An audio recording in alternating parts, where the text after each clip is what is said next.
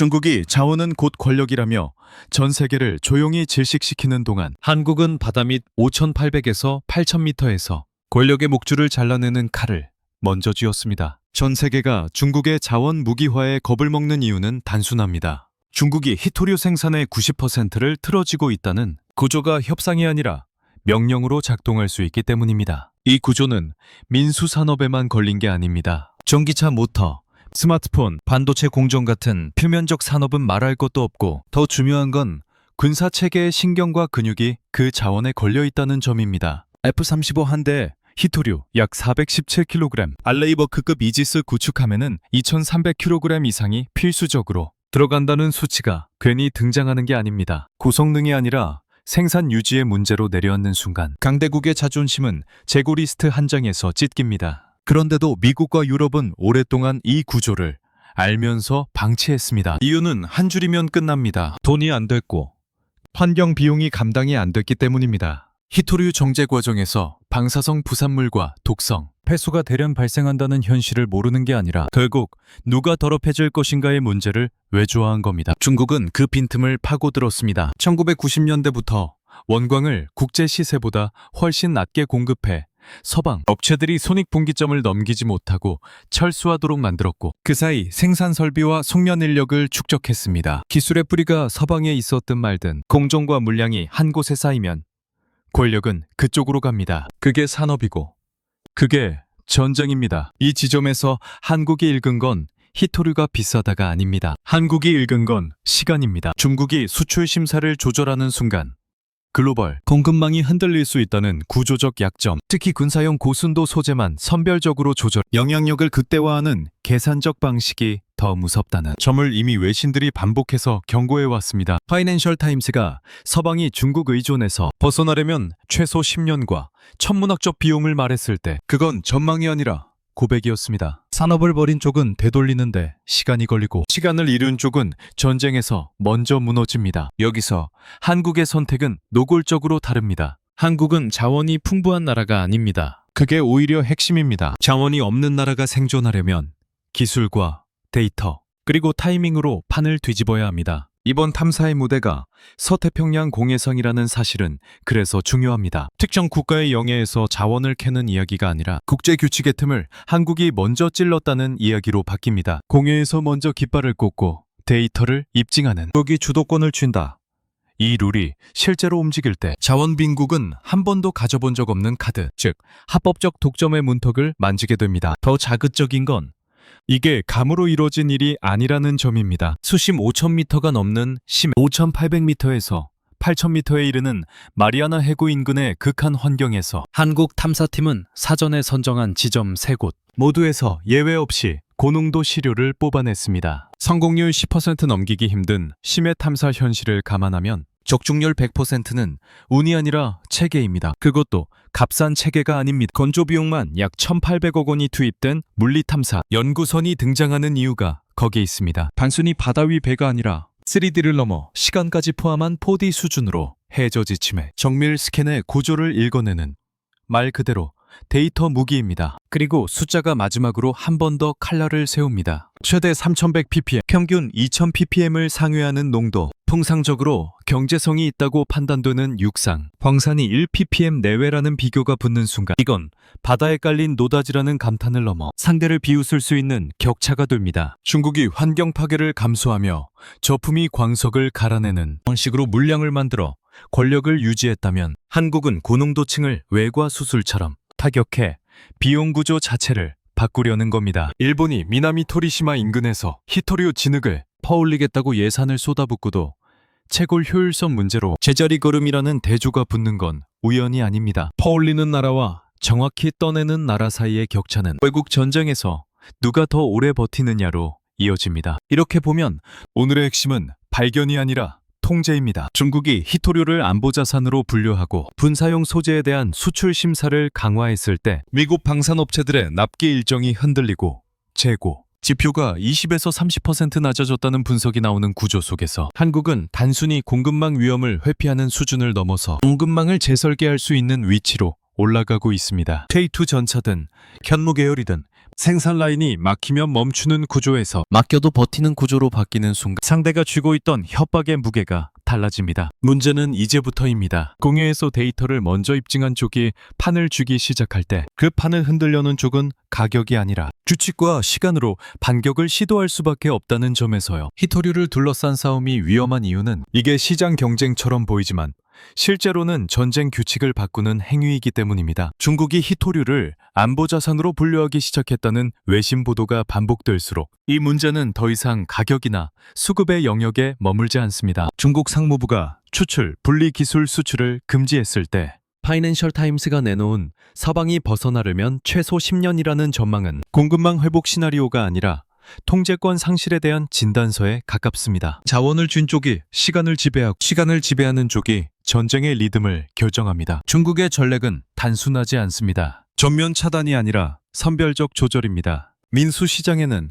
물량을 흘려 가격 급등을 막고 분사용 고순도 소재만을 관리하는 방식은 국제사회의 반발을 최소화하면서도 상대의 핵심을 흔듭니다. 로이터와 블룸버그가 반복해서 지적한 지점은 바로 여기입니다. 전기차나 스마트폰은 대체와 지연이 가능하지만 미사일 유도 시스템이나 고가속 환경에서 자성을 유지해야 하는 구동계통은 대체가 불가능합니다. 단가가 문제가 아니라 없는 순간 바로 멈추는 구조가 문제입니다. 사마륨, 코발트 자석이 미사일 조종면의 핀, 액추에이터에 필수로 쓰인다는 사실이 등장하는 이유는 이 소재가 비싸서가 아니라 빠질 수 없어서입니다. 실제 충격은 숫자로 드러납니다. 2024년 말 일부 미국 방산업체의 유도무기 생산 일정이 분기 단위로 재조정됐고 재고관리 지표가 평소 대비 20%에서 30% 낮아졌다는 분석은 히토류 통제가 추상적 위협이 아니라 가시적 압박으로 작동하기 시작했음을 보여줍니다. 여기서 중요한 건 미국이 기술적으로 뒤처졌다는 이야기가 아니라는 점입니다.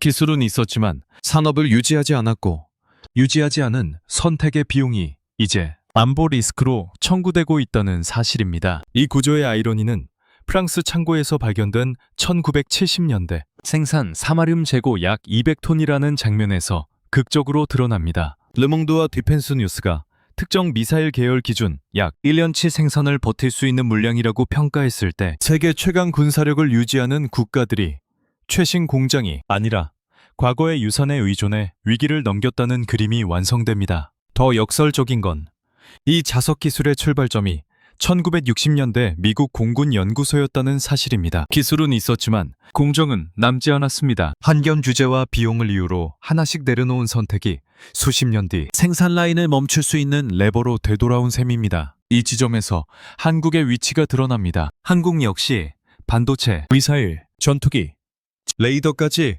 히토류 의존도가 높은 산업 구조를 갖고 있습니다. 그러나 동시에 한국은 다른 방식으로 위험을 관리해왔습니다. 일부 유도무기 구동계통에서 히토류 사용량을 기존 대비 30% 이상 줄이는 설계가 실험 단계에서 검증됐고 레이더 전력 구동 모듈에서도 대체 자석 조합 연구가 진행 중이라는 언급은 단순한 연구 성과가 아니라 설계 철학의 차이를 의미합니다. 서방이 비용과 환경을 이유로 산업을 통째로 포기할 때 한국은 규모는 작았지만 공정을 끊지 않았습니다. 효율은 떨어졌을지 몰라도 완충 구간은 남겼습니다. 이 차이는 위기에서 체감됩니다. 미국과 유럽이 외주화와 최적화에 집중한 결과 공정 내부의 여유를 잃은 반면 한국 방산업계에서는 히토류 가격 변동이 생산 일정에 직접적인 영향을 미치지 않는다는 평가가 이미 일반화되어 있습니다. 특정 소재가 막히면 전체 라인이 서는 구조가 아니라 대체 설계와 재고 운용으로 시간을 벌 수 있는 구조가 형성되어 있기 때문입니다. 이건 기술의 문제가 아니라 시스템의 문제입니다. 누가 더 똑똑했느냐가 아니라 누가 끝까지 불편을 감수하며 산업을 붙잡고 있었느냐의 차이입니다. 중국의 다음 수를 둘러싼 외신 분석이 예리해지는 이유도 여기에 있습니다. 파이낸셜 타임스는 중국이 히토류를 전면 수출 금지 카드로 쓰기보다는 군사용 고순도 공정만을 관리해 영향력을 극대화하고 있다고 분석했습니다. 이렇게 되면 민수시장은 안정된 것처럼 보이지만 군사력의 핵심은 서서히 흔들립니다. 국제사회의 반발을 최소화하면서도 실질적 압박을 가한 계산된 전략입니다. 이 방식이 유지될 경우 단기간에 자급화를 선언한 국가들이 오히려 더 큰 혼란을 겪을 수 있습니다. 정제 설비를 짓는 데만 수년, 공정을 안정화하는데 또 수년이 걸린다는 평가가 반복되는 이유입니다. 한국 입장에서 이 흐름은 위기이자 기회입니다. 위기라는 점은 분명합니다. 히토리와 무관할 수 있는 산업은 거의 없기 때문입니다. 그러나 기회라는 평가가 나오는 이유는 한국이 이미 설계 단계에서부터 의존도를 관리하는 방향으로 구조를 바꿔왔기 때문입니다. 국산 부품 비중이 70%를 넘는 체계가 늘어나고 다중 공급선 확보가 기본 전제로 작동하는 환경에서는 상대의 압박이 즉각적인 마비로 이어지지 않습니다. 문제는 이 균형이 언제까지 유지될 수 있느냐입니다. 중국이 가격이 아니라 시간과 규칙을 무기로 삼는 국면에서 공해에서 데이터를 먼저 쌓은 국가의 선택이 어떤 파장을 불러올지는 아직 확정되지 않았다는 점에서 말입니다. 공유를 선택했다는 사실은 지리적 우회가 아니라 전장을 바꾼 결정입니다. 자원 분쟁이 가장 쉽게 막히는 지점은 항상 영해와 배타적 경제 수역입니다. 주권이 개입되는 순간 기술과 데이터는 곧바로 외교 협상 테이블에 묶입니다. 한국이 서태평양 공해상으로 나간 이유는 단순합니다. 자원을 찾는 문제가 아니라 자원을 둘러싼 분쟁을 원천적으로 차단하는 규칙을 선점하기 위해서입니다. 국제 규칙의 핵심은 명확합니다. 공해에서의 해저 자원은 먼저 깃발을 꽂은 나라가 아니라 먼저 데이터를 입증한 주체가 권리를 줍니다. 감정이나 선언이 아니라 좌표, 층위, 농도, 연속성이라는 기술적 증거가 기준이 됩니다. 이 룰은 대륙에서 자원을 캐온 국가들에게는 불리하고 데이터를 축적해온 국가에게는 유리합니다. 중국이 육상 광산을 중심으로 물량과 공정을 쌓아온 동안 공해라는 공간은 상대적으로 비어 있었습니다. 그 빈 공간을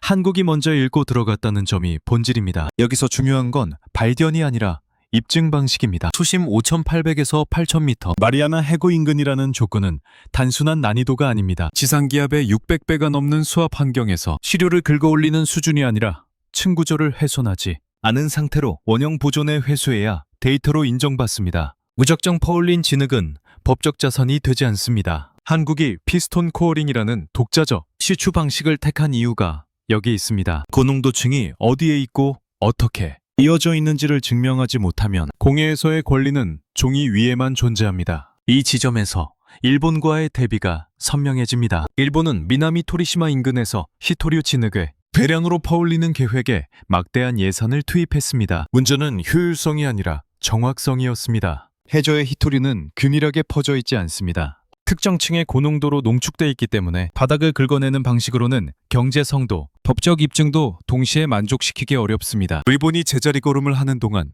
한국은 고농도 층 자체를 외과 수술처럼 겨냥해 데이터를 확보했습니다. 퍼올리는 나라와 찍어내는 나라의 차이는 시간이 갈수록 격차로 누적됩니다. 이 전략은 중국에게도 불편합니다. 중국의 강점은 대규모 육상 채굴과 정제 공정입니다. 그러나 공해에서 요구되는 건 다른 능력입니다. 초정밀 탐사, 예측 모델, 반복 검증입니다.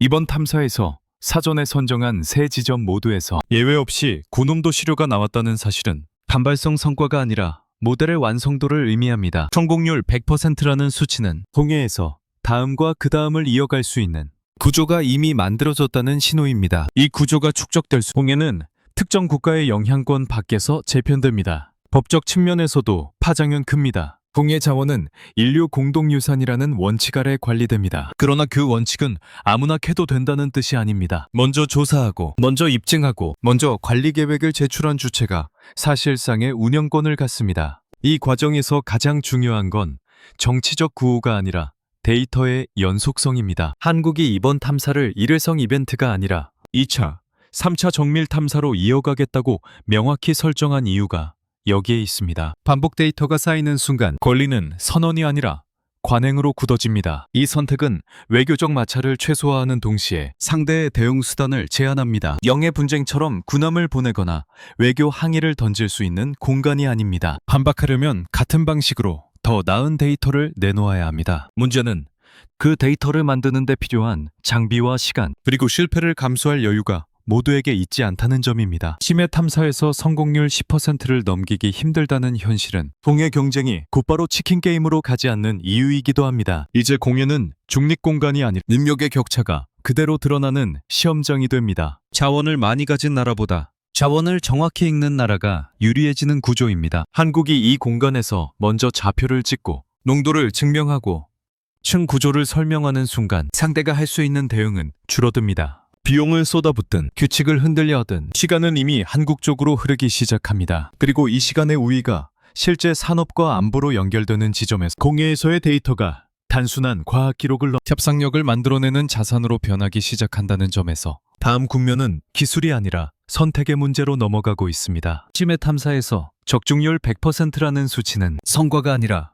경고에 가깝습니다. 성공이 반복될 수 있음을 의미하기 때문입니다. 일반적으로 심해 자원 탐사는 넓은 구역을 훑어 확률을 높이는 방식으로 접근합니다. 성공률이 10%를 넘기기 힘든 이유도 여기에 있습니다. 그런데 이번 탐사에서 한국 연구진은 사전에 지목한 3곳 모두에서 예외 없이 고농도 히토류를 확인했습니다. 이건 운이 아니라 모델이 맞았다는 증거입니다. 모델이 맞으면 다음도 맞을 가능성이 높아지고 그 순간 탐사는 이벤트가 아니라 시스템이 됩니다. 여기서 핵심은 탐사 방식의 차이입니다. 기존 해저 탐사가 2차원 평면을 중심으로 어디쯤 있다는 수준을 확인하는 데 그쳤다면 이번 탐사는 해저 지층을 3차원, 더 정확히는 시간까지 포함한 4차원으로 스캔했습니다. 층이 어떻게 형성됐고 어디서 두꺼워지며 어떤 조건에서 고농도로 농축됐는지를 동시에 읽어냈다는 의미입니다. 탐사선이 단순한 배가 아니라 바다 위의 슈퍼컴퓨터라고 불리는 이유가 여기 있습니다. 이 수준의 데이터 처리 능력이 없음 심해에서 좌표를 찍는 행위는 곧바로 도박이 됩니다. 수심 조건은 이 차이를 더 극단적으로 만듭니다. 5,800m에서 8,000m, 지상기압의 600배가 넘는 환경에서는 장비 하나의 오차가 전체 임무 실패로 이어집니다. 시료를 긁어올리는 과정에서 층 구조가 무너지면 농도 데이터는 의미를 잃습니다. 그래서 한국이 선택한 방식이 피스톤 코어링입니다. 해저 퇴적물을 층을 그대로 보존한 채 원형으로 회수하는 이 방식은 난이도가 높고 속도도 느립니다. 그러나 이 방식만이 어디에 무엇이 얼마나 있는지를 설명할 수 있습니다. 법적 입증과 경제성 판단을 동시에 충족시키려면 다른 선택지는 사실상 없습니다. 숫자는 다시 한번 격차를 드러냅니다. 이번에 확인된 히토류 농도는 최대 3100ppm, 평균 2000ppm 이상입니다. 통상적으로 경제성이 있다고 판단되는 육상 광산의 평균 농도가 1ppm 내외라는 비교는 과장이 아닙니다. 이 수치는 단순히 많다는 감탄을 넘어서 채굴 정제 비용 구조를 근본적으로 바꿀 수 있는 수준입니다. 중국이 환경 파괴를 감수하며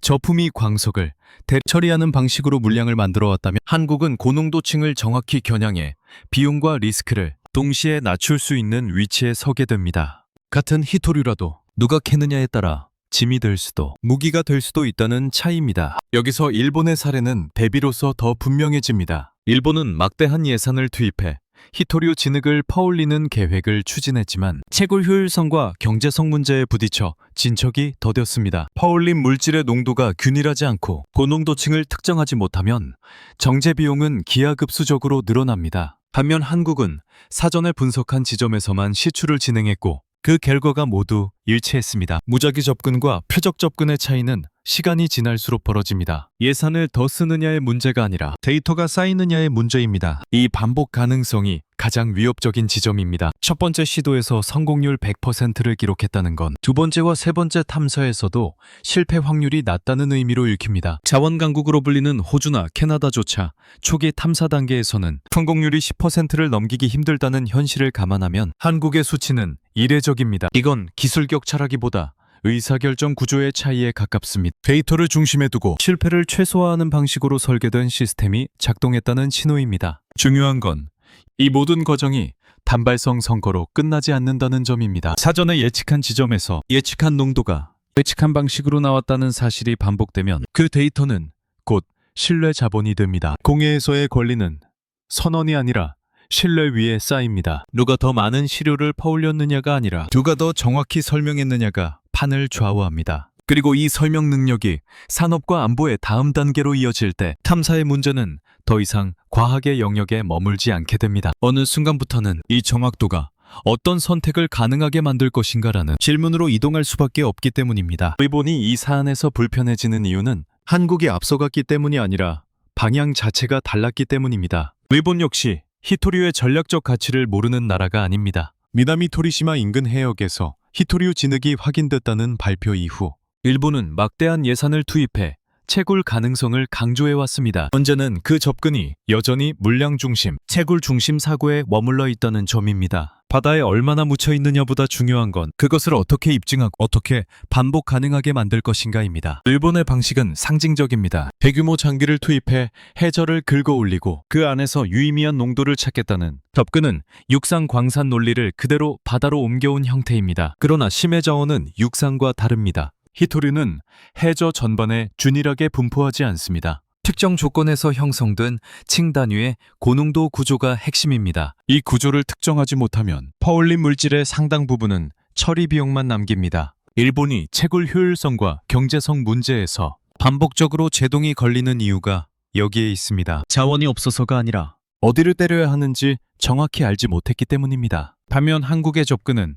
처음부터 달랐습니다. 목표는 얼마나 많이 퍼올리느냐가 아니라 어디에 고농도층이 존재하는지를 사전에 확정하는 것이었습니다. 이번 탐사에서 사전에 선정한 세 지점 모두에서 고농도 히토류가 확인됐다는 사실은 단순 비교를 넘어섭니다. 일본이 같은 해역에서 아직도 경제성 검증 단계에 머무는 동안 한국은 이미 입증된 좌표와 층구조, 데이터를 손에 쥔 상태로 다음 단계를 준비하고 있습니다. 이 차이는 시간이 갈수록 좁혀지지 않습니다. 기술적 선택에서도 격차는 분명합니다. 일본의 방식은 해저 표면을 중심으로 한 접근이 많았습니다. 이는 빠르게 물량을 확보할 수 있는 장점이 있지만 고농도층을 정확히 보존하지 못한다는 한계를 동시에 안고 있습니다. 반대로 한국이 채택한 피스톤 코어링 방식은 속도도 느리고 실패 비용도 큽니다. 그러나 이 방식은 층구조를 훼손하지 않은 채 데이터를 확보할 수 있고 그 데이터는 법적 경제적 판단의 근거로 작동합니다. 공해에서의 경쟁은 채굴 장비의 크기가 아니라 데이터의 정밀도가 좌우합니다. 이 점에서 일본은 아직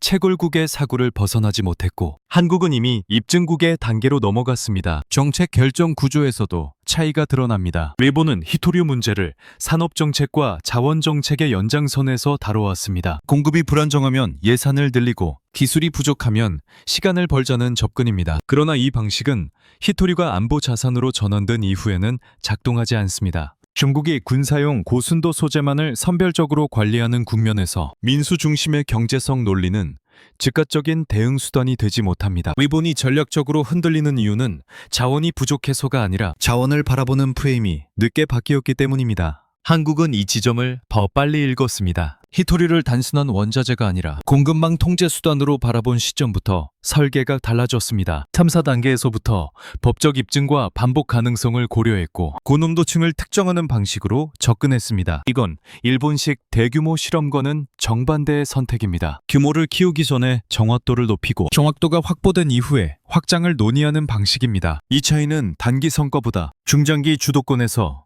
격차를 만듭니다. 일본이 가장 불리한 지점은 이 싸움이 속도의 문제가 아니라 축적의 문제라는 점입니다. 한국은 이미 한 번의 탐사로 모델의 유효성을 입증했습니다. 이후 진행될 2차, 3차 탐사는 성공 확률이 낮은 도박이 아니라 검증된 구조를 반복하는 과정이 됩니다. 반면 일본은 여전히 될지 안 될지를 확인하는 단계에 머물러 있습니다. 같은 시점에 출발했더라도 한쪽은 이미 누적 데이터의 경사면에 올라섰고 다른 한쪽은 아직 출발선 근처에서 방향을 조정하고 있습니다. 이 격차는 단순히 일본만의 문제가 아닙니다. 일본의 지연은 동맹 구조 전체에도 영향을 미칩니다. 미국과 유럽이 히토류 공급망 다변화를 논의할 때 일본이 기대했던 역할을 충분히 수행하지 못하면 선택지는 자연스럽게 다른 쪽으로 이동합니다. 공해에서 이미 입증된 데이터를 가진 국가와 여전히 가능성을 설명하는 국가 사이에서 의사결정은 빠르게 내려집니다. 이 순간부터 일본의 히토류 프로젝트는 도전이 아니라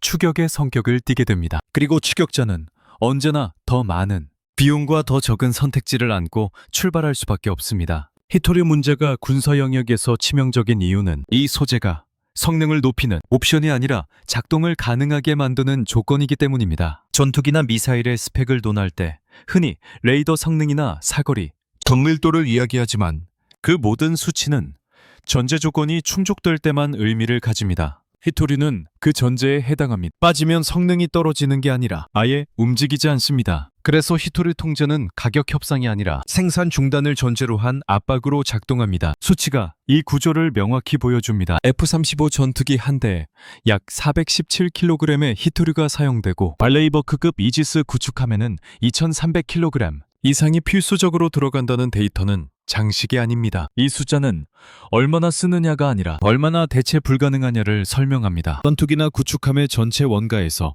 히토류가 차지하는 비중은 크지 않습니다. 그러나 이 물질이 막히는 순간 수천억 원짜리 플랫폼은 조립 라인에서 멈춰 서게 됩니다. 단가를 올려 해결할 수 있는 문제가 아니라는 점에서 히토류는 전형적인 병목 자원입니다. 이 병목은 미사일 체계에서 더 노골적으로 드러납니다. 사마륨, 코발트 자석은 고온 고가속 환경에서도 자성을 유지하는 특성 때문에 미사일 조종면을 움직이는 핀 액추에이터 모터에 필수적으로 쓰입니다. 토마호크 일부 계열, 공대지 유도탄, 항공기 구동계통에까지 이 자석이 들어간다는 언급은 단순한 살해 나열이 아닙니다. 이 자석이 없으면 미사일은 명중률이 떨어지는 게 아니라 아예 유도 기능을 상실합니다. 그래서 1kg당 수백 달러라는 가격은 의미가 없습니다. 대체 불가능하다는 점에서 이 소재는 가격표가 아니라 스위치에 가깝습니다. 중국이 이 지점을 정확히 집어냈다는 점이 문제의 핵심입니다. 전면 수출 금지가 아니라 군사용 고순도 소재만을 선별적으로 관리하는 방식은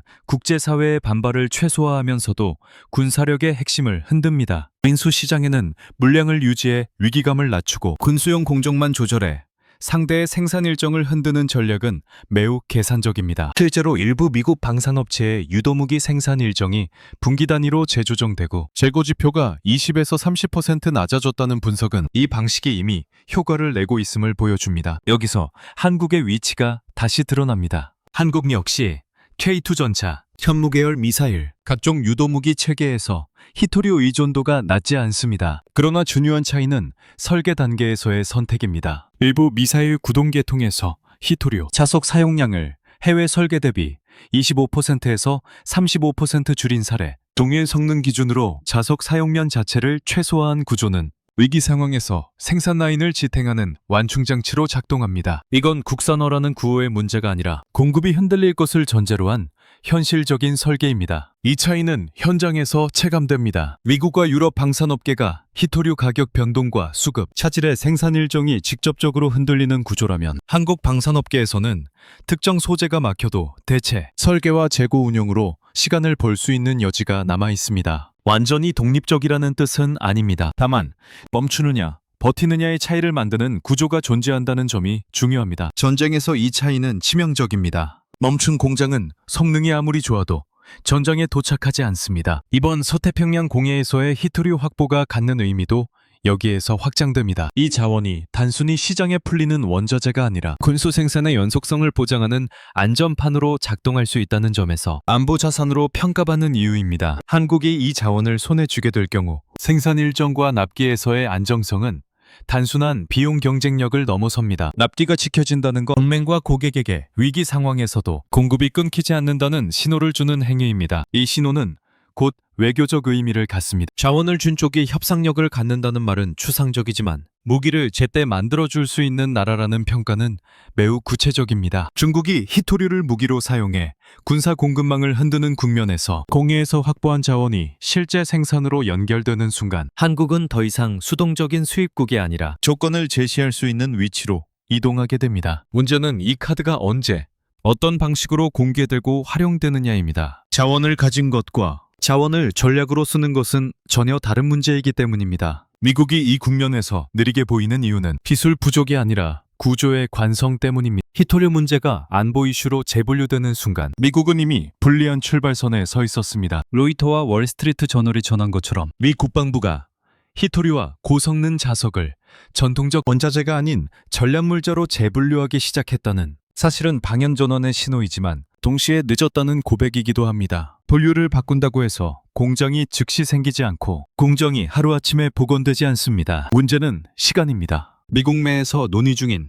히토류 정제 자석 가공 프로젝트의 초기 투자비가 약 2조 원 이상, 창업적 양산까지 현실적인 시점이 2030년 전으로 거론된다는 평가는 반복됩니다. 정제 설비를 짓는데 최소 3년에서 5년, 이후 공정을 안정화하는데 추가로 수년이 필요하다는 개선은 보수적인 추정에 가깝습니다. 그 사이 중국은 이미 가동 중인 공정으로 군사용, 고순도 소재만 조절하며 압박을 지속할 수 있습니다. 미국이 아무리 자급화를 선언과 가동 사이의 공백은 사라지지 않습니다. 이 공백을 메우기 위해 미국이 선택한 방식이 동맹국 분산 조달과 기존 재고 총동원이라는 점은 의미심장합니다. 프랑스 창고에서 발견된 1970년대 생산 사마륨 재고 약 200톤이 약 1년치 생산을 버틸 수 있다는 평가로 이어졌을 때 이는 우연한 해프닝이 아니라 구조적 한계를 드러낸 사건이었습니다. 최신 기술로 무장한 군사 강국, 위기의 순간에 의지한 것이 과거의 재고였다는 사실은 산업 기반이 얼마나 얇아졌는지를 상징적으로 보여줍니다. 이 지점에서 한국의 위치가 다시 대비됩니다. 한국은 힐토류를 많이 가진 나라가 아닙니다. 그럼에도 방산 분야에서 상대적으로 충격이 적은 이유는 설계 단계에서부터 의존도를 관리해온 선택 덕분입니다. 일부 미사일 액추에이터에서 히토류, 자석, 사용량을 해외 설계 대비 25%에서 35% 줄인 사례, 동일 성능 기준으로 구조를 단순화해 공급 리스크를 낮춘 접근은 단기간에 흉내낼 수 있는 방식이 아닙니다. 이건 기술 하나의 문제가 아니라 수십 년간 쌓인 의사결정의 결과입니다. 미국과 유럽이 외주화와 최적화를 통해 효율을 극대화하는 동안 공정 내부의 완충 구간은 거의 사라졌습니다. 효율은 높았지만 충격을 흡수할 여지는 남지 않았습니다. 반면 한국 방산업계는 상대적으로 느리고 불편한 선택을 감수해왔습니다. 국산 화율을 높이고 다중 공급선을 확보하며 특정 부품이 막혀도 전체 라인이 서지 않도록 설계하는 방식은 평시에는 비용 부담으로 보였을지 모릅니다. 그러나 히토류처럼 단가가 아니라 존재 여부가 문제인 자원이 흔들릴 때 이 구조는 곧바로 힘을 발휘합니다. 이 차이는 납기에서 드러납니다. 폴란드, 중동, 동남아 시장에서 한국 무기가 선택된 배경에 가격보다 먼저 등장하는 요소가 일정과 신뢰라는 점은 우연이 아닙니다. 히토류 가격 변동이 생산 일정에 직접적인 영향을 미치지 않는다는 평가가 업계 내부에서 이미 일반화돼 있다는 언급은 구조가 다르다는 증거입니다. 미국과 유럽이 생산 지연을 설명하는 동안 한국은 생산을 유지하는 쪽에 더 가까이 서 있습니다. 이제 미국의 선택지는 제한적입니다. 자급화를 밀어붙이려면 시간과 비용을 감수해야 하고 그 사이의 공백은 동맹에 의존해야 합니다. 문제는 이 의존이 일시적 조달을 넘어 공급망의 역할 분담으로 이어질 가능성입니다. 공회에서 데이터를 먼저 쌓고 3사 모델의 유효성을 입증한 국가가 있다면 미국 입장에서 그 국가는 단순한 구매처가 아니라 전략적 완충장치로 인식될 수밖에 없습니다. 기술 격차가 아니라 산업을 끝까지 붙잡아온 나라와 그렇지 않은 나라의 차이가 여기서 힘으로 전환됩니다. 이 국면에서 한국이 앞서 있다는 평가는 과장이 아닙니다. 다만 이 앞섬은 화려하지 않습니다. 속도를 내기보다 멈추지 않았고 효율을 택하기보다 구조를 남겼습니다. 미국이 지금에서야 다시 산업을 세우려는 동안 한국은 이미 움직이던 길 위에 있습니다. 문제는 이 격차가 언제 어떤 형태로 드러나느냐입니다. 동맹의 필요가 커질수록 선택권은 자연스럽게 이동합니다. 그리고 그 선택이 공식화되는 순간 한국의 위치는 더 이상 보조적이지 않게 됩니다. 자원이 외교 카드로 작동하기 시작하는 순간 논의의 초점은 얼마나 가지고 있느냐에서 누가 조건을 설정하느냐로 이동합니다. 히토리는 석유처럼 공개 시장에서 흘러다니는 자원이 아닙니다. 고순도 공정, 분사형 규격, 납기 요구가 결합되는 순간 거래는 가격표가 아니라 신뢰와 일정을 중심으로 재편됩니다. 이 지점에서